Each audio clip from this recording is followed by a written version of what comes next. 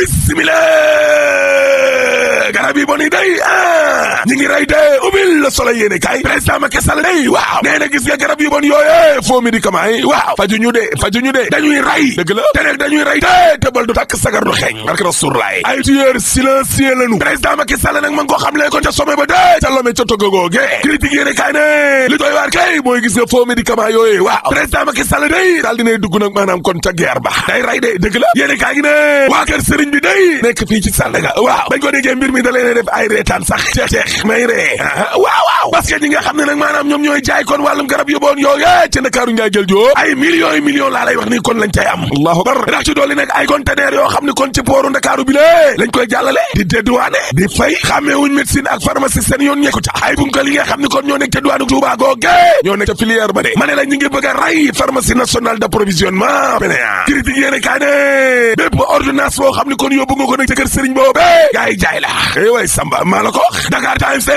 moo taxee président Macky Sall day teg na ab plan de guerre Direct News de moom président Macky Sall day wax na gaa yi dëgg de maa la ko téeméer boo jël fanweer jàpp kon juróom-benn fukk entre 30 ak 60% ci garab yooye ñi ngi ci duwaanu Afrique allahu akbar ñi nga xam ne maanaam junni ci ay dollars la ñuy investir waaw danañu am ba juróomi téeméeram laa la wax 500 fois supérieur ndew bénéfice allahu akbar lii dee bu yeboo ñu jug ca enquête yéene kaay ne kenn mënu ca dara garab yi boni mani la kenn mënu koo xeex mar di tali waaw kër sëriñ bi ak Touba ge ñoo jël ko ba doywaar la doy waar kay Vox Populi nee na waaye yow yàmbaa ji lé dañ koo war a daganal ci mim réew ku mu neex jaay ku mu neex tux Seydi Gassama ne waaw waa Jamra ne déedéet yéene kaa gi ne ma ne la musiba mbaaba kumba kon am na ca diwaanu Kolda ge benn soxna soo xam ne day dañu koo rey dakk booba yóbbu allahu akbar inna lillahi wa inna ilayhi rajiun dama ne la ca samedi ji la nu lu mel xew termine yéene kaay ne am na ci tam beneen xale boo xam ne day collégien la dañ koo door ba mu dee ca Balantakunda allahu akbar sursaane waaye xanaa malaakaw moo ci moom moo wàcc ci nguur gi moo jaaxal ñëpp la jaaxal nit ña kay réew mi quotidien nee na mooy ku mbakkan mi de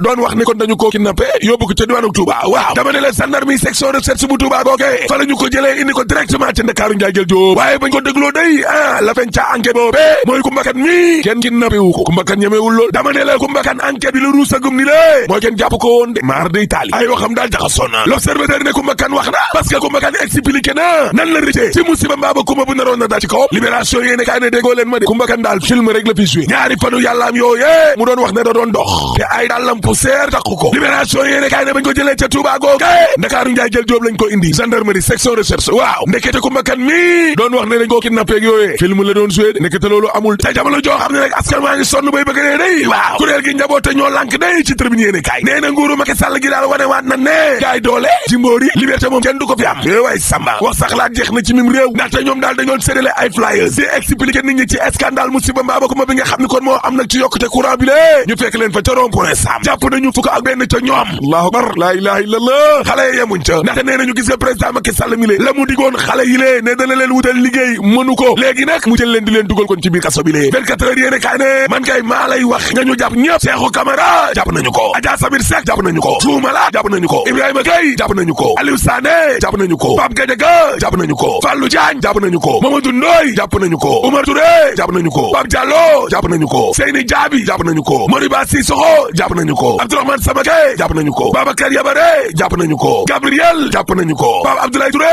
jàpp nañu ko ñoom ñëpp nga nga ca kaso ba Allahu akbar docteur Babacar Diop ci yéene kaa gi ne nu ñuy def comme que opposition bi yëpp ña nga toog seeni salon way Samba les ko yéene kaa ne jàpp bi nga xam ne jàpp nañ ko nag waa ñoo lànk noonu waaw maître Khoureychi Ba ma ngay menacé na kon dakk der yi de ba pare tuumal ay policière nee na ay policiers yu jigéen yoo xam ne kon danoo civilu mel ni ay jaaykatu café Touba ñoo dugg ca biir manifestant ya di leen boole Mamadou Ndoye ancien ministre ci tribune yéene kaay waaw nee na réew mi ci bomb la toog de boo sàgganee rek mu kalaate maar de tali waaw parce que nag ñaari téeméeri junni ci ay xale yoo xam ne day at bu ne ña ngay wuti liggéey allahu akbar suñu wàllum ndool gi le téeméer boo jël ñeent fukk ak juróom benn yëpp ay pauvre lañ allahu akbar Sud Quotidien waaye yow delluwaat na ca conseil des ministres décentralisé binaaw Macky Sall bi ñuy maquillé ay milliards ci kayit yi dong la yam ay projet yu dul jeex askan waa ngi ni lée yaakaar gu tas ci diggéey yiñ fi diggee woon ci conseil des ministres décentralisé yooyee nga xam ne juróom-benn fan ci weeru juin 2012 lañ ko tàmbali ca Ndar géej ba 19 juillet 2016 tribune yéene kaay ne gaañaa nga ca dialogue politique ba mu Ndiaye Cissé waaw nee na yenn ci ay opposant bëgguñu dara dul dugg ci biir gouvernement bi rek opposition bi waruñoo dem ca dialogue boobee looloy dëgg docteur Babacar Diop ci 24 heures waaw nee na man danaa dem ba ci Famara Ibrahima Sagna ne ko na démissionné Sayer Tambédou ci Les Échos waaw nee na gis nga wàllum remboursement yi transport dañ ko war a régler dégg Le Quotidien yéene kaay ne en tout cas Serigne Mbaye Thiam day lañ koy tuumaal waaw seetal na boppam de Serigne Mbaye Thiam nee na mënuma wax ne Aminata Mbengue Ndiaye da nekk secrétaire général ba pare di def safaanu loolu exclusif yéene kaay ne en tout cas acteurs culturels yi nga xam ne ñoo nekk ca Guédiawaye day seen yaakaar tas na ca maire ba Alioune Sall de dëgg la Pape Maïssa Gueye ak ñama àndal waaw nee nañu Alioune Sall la mu diggee woon dara la ci deful laa la wax ba mu fi toogee ba léegi subvention zéro dara la fi deful ca maire mboobee en tout cas maire bu Fatick day Matar Ba waaw évidence yéene kaay nee na def na de ab maternité ci boppam kon la wutal askanam woowee ca Fatick looloy dëgg Samba Ndiobène Ka waaw féetali waat na day njàppaleem ci sàmmkat yi Moustapha Diakhaté ci 24 heures yéene kaay waaw nee na coowal Petro-Tim bi lii ñu naan dem na ci justice tamit day man awma ci yaakaar Moustapha Diakhaté ne waaw te nag scandale bi yegg na foo xam ne boo sàgganee mën naa teere ji ba laal président de la république laa la wax ndax rakam ji le di Alioune Sall rôle ba mu ca joué coowal pétrole ak gaz boobee exclusive yéene kaay ne coowal Mbayang Diop day waaw waa ministère affaires étrangères mi bind ne Mbayang Diop feebarul Horizon sans frontières nee nañ Mbayang Diop tey la gën a feebar te càmmiñu Mbayang Diop tamit day weddi na waa ministère ba Yankhoba Seydi bu réew mi ci laas waaw nee na kilifa yi il faut ñu xam ne la woon ni na la fi doon am mënatu fee am exclusive yéene kaay ne en tout cas njiital ko seer day Moussa Sow moom day clinique dem ya ba léegi ni lée xale bi arrêté wul de ma nga ca set setal ga rek ca HLM évidence yéene kaay ne gis nga clinique day di seen wàllum set setal googee waaw dañoo lajj Paul Kagame la Macky Sall doon toppandoo waaye courant du moromu pile mbalit maa ngi topp ministère u Karim Fofana ba léegi ni la laa la wax waaye nag ñoom ñii ak luñ bale nañ xam ne suul gaz du ko tere xeeñ te troisième mandat tam xëju fi boo paree mën a Mesdames et messieurs, bonjour. Réactivation de la commission de discipline au sein de l'APR, l'Alliance pour la République. Moustapha Diakhaté, l'ancien président du groupe parlementaire Benno Bokk Yakaar, n'est nullement ébranlé par les menaces de suspension qui pèsent au-dessus de sa tête. L'ancien ministre conseiller, limogé par le président de la République, était l'invité de l'émission Objection de la radio Sud FM. Et aujourd'hui, dans Sud Quotidien, nos confrères qui reprennent ses propos écrivent que Moustapha Diakhaté s'est dit convaincu qu'il n'a rien à craindre concernant donc cette commission de discipline et que si tel était le cas, Macky Sall serait le premier à y être convoqué pour non-respect du règlement intérieur. Il explique que c'est Macky Sall qui a l'obligation de respecter les articles du règlement intérieur du parti et de les faire respecter, et il ajoute que depuis 11 ans, les 29 articles du statut, environ 30 articles du règlement intérieur ont toujours été violés. Concernant l'affaire Petro-Tim, Moustapha Diakhaté a clashé le mode de gouvernance de Macky Sall sur la question du pétrole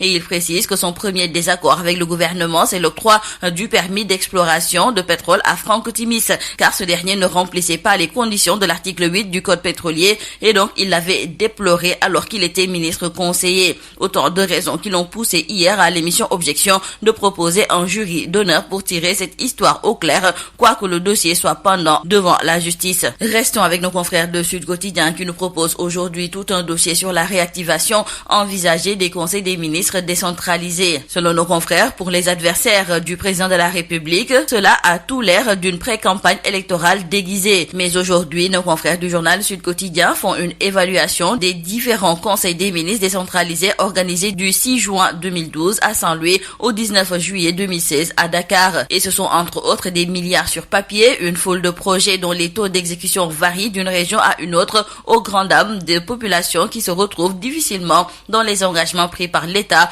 dans les différents conseils des ministres décentralisés. Dans le journal Tribune, nos confrères accueillent dans leur colonne le président de l'ONG 3D, mu Ndiaye Cissé, qui n'a pas porté de gants lorsqu'il s'agit de dire ses vérités sur le dialogue national. Et selon nos confrères du journal Tribune, il clame haut et fort que l'opposition ne doit pas être dans le dialogue national. Il estime que la place de l'opposition est dans le dialogue politique où il n'y a ni syndicat ou autre organisation. En plus, il trouve que Maître Abdoulaye Wade avait raison lorsqu'il parle de compromission, car mu Ndiaye Cissé Cissé est convaincu que certains opposants veulent entrer dans le gouvernement. 15 membres du collectif Ñoo Lank ont été donc arrêtés samedi dernier. Ces derniers, nous disent nos confrères du journal 24 heures, étaient juste en train de sensibiliser les Sénégalais sur la hausse de l'électricité en distribuant des flyers. Et dans le journal LAS, c'est Alassane Seck, le secrétaire exécutif de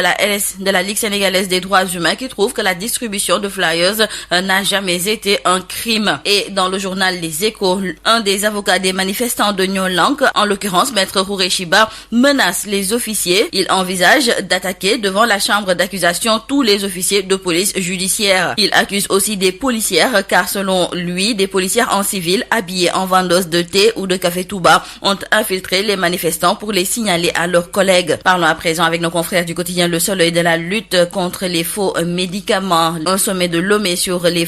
ce phénomène s'est tenu les vendredis 17 et samedi 18 janvier. Un sommet qui a été sanctionné par des mesures fortes, et les chefs d'État d'Afrique présents et les représentants d'autres pays ont signé la convention cadre qui comporte de nouvelles lois renforçant la collaboration entre les pays pour stopper ce trafic. Ici au Sénégal, nos confrères du journal Enquête trouvent qu'il faudra une lutte acharnée pour lutter efficacement donc contre les faux médicaments. Nos confrères du journal Critique d'ajouter que les principaux tenants de la filière dakaroise, qui brasse des millions par mois avec des conteneurs régulièrement dédouanés au port, n'ont aucune prise avec la médecine ou la pharmacie. De gros bonnets de Touba aux flair affairistes, eux, éclipsent la PNA, la pharmacie nationale d'approvisionnement pour les spécimens rares, et prodiguent même des ordonnances du malaise passager à l'avortement en passant par les médicaments dopants interdits en pharmacie ou même introduits dans le pays par des circuits frauduleux. Toutes les ordonnances sont satisfaites à Keur Serigne Bi. Et selon nos confrères, cette lutte fera bien rire à Keur Serigne Bi. Restons toujours dans le domaine de la santé avec nos confrères du quotidien Wa Grand Place qui nous indiquent qu'il y a une épidémie de rougeole qui s'installe dans le pays.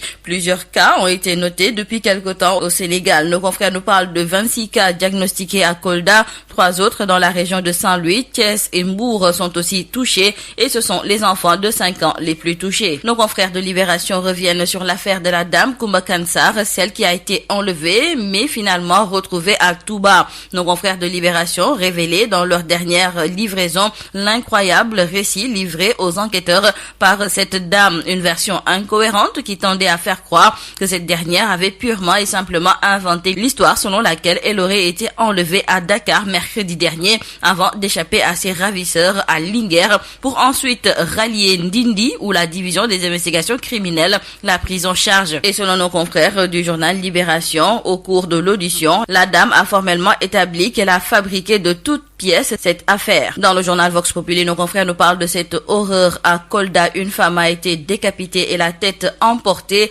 L'effroyable scène a eu lieu samedi dernier à Sareyoba Diao Soutou, dans la commune de Tantako. Terminons par le sport. Dans le quotidien du sport Stade, nos confrères reviennent sur le tirage au sort concernant le mondial 2022 et nos confrères nous indiquent que le Sénégal est logé dans le pot numéro 1. Le tirage au sort est prévu ce mardi au Caire et nos confrères nous expliquent ce qui pourrait être le pire tirage pour les Lions. C'est tout à vos journaux et très bonne lecture. CSIP ñëpp ràññee ko ci compagnie